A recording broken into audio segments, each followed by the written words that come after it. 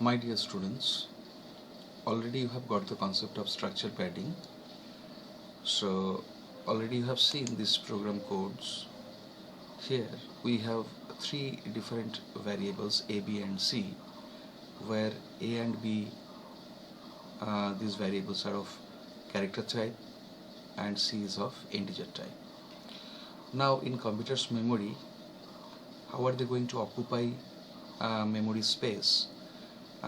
We have seen that one, that the first 2 bytes will be occupied by A and B of first word, and 4 bytes of second word will be occupied by C, and remaining 2 bytes of first word will be empty because of structure padding. As a result, if we calculate the size of the variable x, we get 8 bytes. Let's see the output of the program again.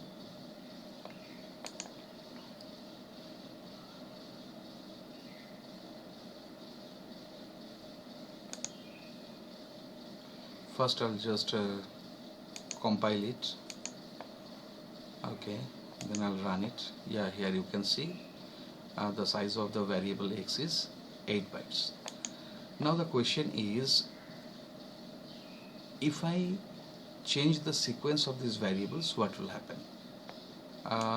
Say this C, I'm just placing it in between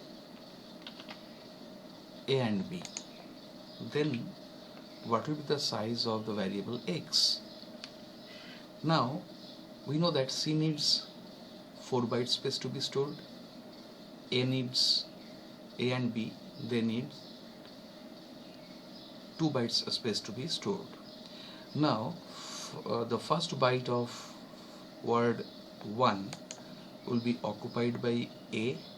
Remaining 3 bytes cannot be used for C, as C needs 4 bytes space. Therefore remaining 3 bits will be empty,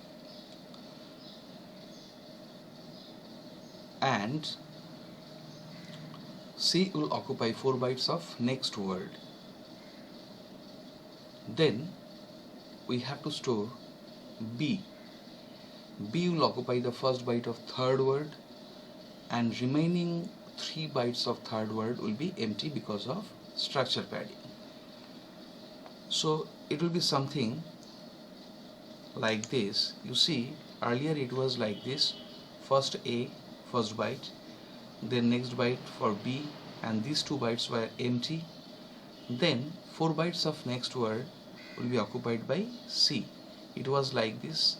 Now as I have changed the sequence of A, B and C, means I have placed C between A and B, so after occupying the first byte for A, these 3 bytes will not be used for C because C needs 4 bytes space. Therefore these 3 bytes will be empty, and then C will occupy 4 bytes of next word. After that B will occupy 1 byte space here, and remaining 3 bytes of third word will be empty. It will be something like this. Here you can see first byte is being occupied by A. These 3 bytes of first word will be empty because of structure padding. Then next 4 bytes of second word, that will be occupied by C, and in third word first byte will be occupied by B, and remaining 3 bytes will be empty. So at this situation, if we calculate the size of the variable x, then it should be 4 bytes plus 4 bytes plus 4 bytes, means 12 bytes.